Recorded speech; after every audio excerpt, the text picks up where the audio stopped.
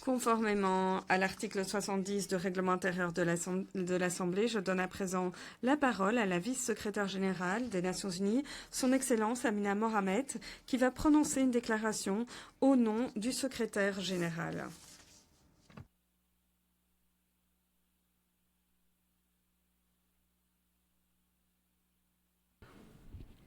Thank you, Madam President. Merci Madame la Présidente, Excellences, partenaires, chers collègues, chers amis. Et en particulier, je voudrais rendre hommage aux partenaires de la société civile. Et je remercie également ma sœur Winnie ainsi que son équipe pour le travail réalisé ces dernières années. Ces 45 dernières années, depuis le signalement du premier cas de sida, le monde a fait montre d'une détermination, d'une solidarité sans égale. Cela n'a pas été aisé.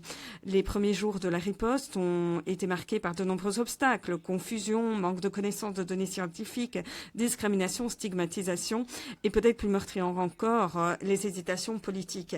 Mais année après année, cette crise s'est muée en des progrès notables pour la santé publique. Un récit d'espoir écrit par les personnes vivant avec le VIH, aux côtés de communautés engagées, de héros parmi le personnel soignant, de générations inlassables, de scientifiques et de chercheurs, de décideurs qui ont fait montre d'un engagement politique, la riposte face à une pandémie qui ne cessait de s'étendre et des investissements. Et également grâce aux partenaires mondiaux qui investissent dans cette riposte mondiale. Les décès liés au sida ont connu une réduction de 70% depuis leur pic en 2004 et de 54% depuis 2010. Les services de prévention et de traitement face au VIH ont permis de réduire les nouvelles contaminations de 40% lors de la même période. Et aujourd'hui, plus de 32 millions de personnes vivant avec le VIH reçoivent des thérapies antirétrovirales salvatrices. Et aujourd'hui, nous pouvons tirer parti des enseignements pour la santé publique appris lors de la lutte contre le VIH. Nous savons que le leadership national est essentiel, que les solutions viennent des communautés, que l'innovation scientifique, lorsqu'elle est financée et appuyée, peut donner des résultats, que l'on peut fournir des tests de dépistage et des traitements aux populations les plus difficiles d'accès. Et l'on peut mener d'autres interventions vitales. Nous pouvons utiliser également les déterminants sociaux de la santé et nous savons que lorsque le monde agit de concert, l'on peut sauver des vies. Excellences, mesdames et messieurs, que les choses soient claires.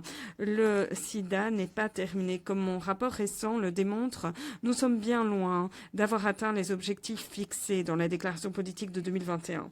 Fin 2024, 9,2 millions de personnes dans le besoin n'avaient toujours pas accès au traitement face au VIH et 1,3 million de personnes avaient contracté le VIH.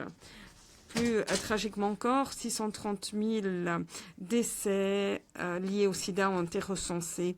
Et les coupes de financement touchent directement la prévention et les systèmes communautaires essentiels à cette riposte.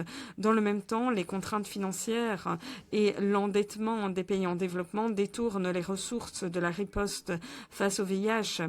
Et l'espace civique qui se rétrécit, les reculs en matière de protection des droits humains mettent en péril les progrès acquis de haute lutte. Excellences, mesdames et messieurs, cette réunion a pour objectif de trouver des solutions et de rassembler la volonté politique afin d'accélérer et de terminer le combat face au VIH. 5 voies sont essentiels pour accélérer notre riposte. Premièrement, il faut combler les écarts béants entre l'accès à la prévention, les traitements et les services de soins. Nous avons les outils pour prévenir et soigner le VIH sur la durée. Les gouvernements doivent aider les personnes les plus touchées, marginalisées ou défavorisées. Dès lors, il faut des ripostes face au VIH intégrées dans les systèmes de développement et de santé publique afin de mettre en branle des ripostes plus durables et résilientes. Deuxièmement, nous devons toujours veiller à ce que les communautés soit en première ligne dans la riposte face au VIH. La nouvelle stratégie mondiale met en exergue l'appropriation par les pays des services axés sur l'être humain, le leadership des communautés. Les organisations locales sont toujours des partenaires indispensables pour aider les plus marginalisés. Elles ont besoin de notre plein soutien.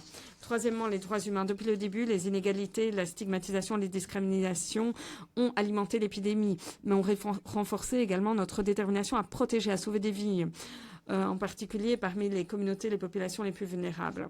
Alors que de nombreuses populations et communautés vulnérables dans bien des coins du monde, y compris les LGBTQI+, subissent une stigmatisation, une discrimination, une criminalisation croissante. Nous devons protéger leurs droits et dignité.